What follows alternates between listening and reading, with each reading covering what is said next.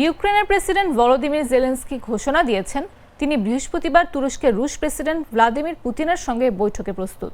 একই সঙ্গে তিনি অবিলম্বে ও নিঃশর্ত যুদ্ধবিরতির আহ্বান জানিয়েছেন।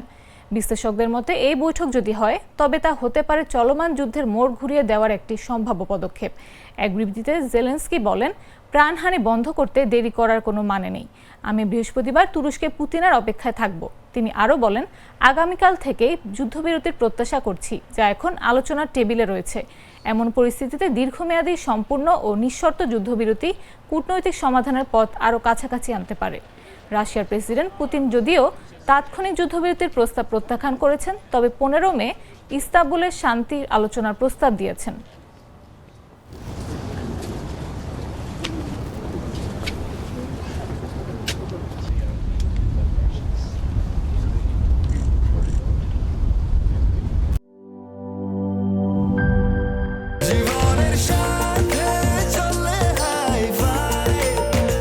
স্বাস্থ্যকর অল টাইম ফ্যামিলি কেক, সব সময় অল টাইম হেলদি লাইফ।